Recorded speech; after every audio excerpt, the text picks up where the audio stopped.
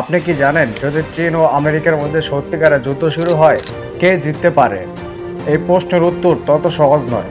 পৃথিবীর দুই super power যুক্তরাষ্ট্র ও চীন, দুই দেশের মধ্যে উত্তেজনা দিন দিন বাড়তেছে। বাণিজ্য থেকে শুরু করে প্রযুক্তি, ভূরাজনৈতিক সব জায়গায় চলতেছে দ্বন্দ্ব। কিন্তু সামরিক দিক থেকে চিন্তা করলে যুদ্ধ লাগলে কি ঘটবে?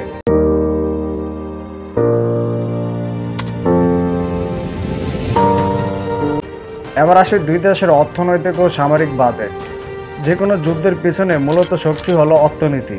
যুক্তরাষ্ট্রের জিডিপি $25 ট্রিলিয়ন, চীনের জিডিপি $18 ট্রিলিয়ন।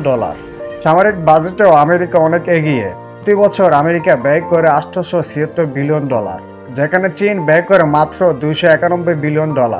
এবার আসি দুই রাষ্ট্রের সেনা ও অর্থের হিসাব।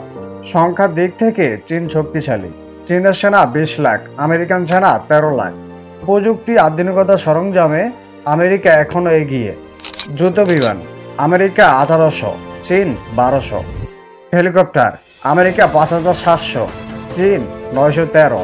যুদ্ধজাহাজের দিক থেকে চীন এগিয়ে। 730টির মতো যুদ্ধজাহাজ রয়েছে তাদের কাছে। পারমাণবিক অস্ত্র আমেরিকা অনেক এগিয়ে, 5224টি, চীনের 410টির তুলনায় অনেক বেশি। সাইবার যুদ্ধ ও কৌশলগত অবস্থান। যুদ্ধ শুধু মাঠে হয় না, হয় কম্পিউটার স্ক্রিনে। এখানে চীন অনেকটা অদৃশ্য শত্রু। বিশ্লেষকরা বলেছেন চীন সাইবার হামলায় অন্তত দক্ষ। যুদ্ধ শুরু হলে আমেরিকান কম্পিউটার সিস্টেম বা স্যাটেলাইট বা বিদ্যুৎ ব্যবস্থা বড় হামলা চালাতে পারে তারা। এবার আসি যুদ্ধ হবে কোথায়।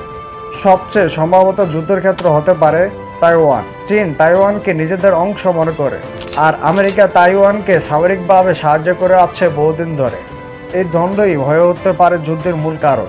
সব দিক মিলিয়ে বলা কঠিন কে জিতবে। চীন শক্তিশালী, কিন্তু আমেরিকা অভিজ্ঞতা, প্রযুক্তি ও মিত্র জোট অনেক বেশি। তবে একটা ব্যাপারে নিশ্চিত, এই যুদ্ধ হলে সেটা হবে মানব জাতির জন্য ভয়ানক পরিণতির ঘোষণা। আপনার মতামত কি? আপনার চোখে কে জিততে পারে, চীন না আমেরিকা? ভিডিওর নিচে কমেন্ট বক্সে লিখে জানিয়ে দিন। ভিডিওটি ভালো লাগলে লাইক দিন, বন্ধুদের সাথে শেয়ার করুন। আর এরকম আরো ভিডিও পেতে চ্যানেলটিকে সাবস্ক্রাইব করুন। দেখা হবে নতুন কোনো ভিডিওতে। আল্লাহ হাফেজ।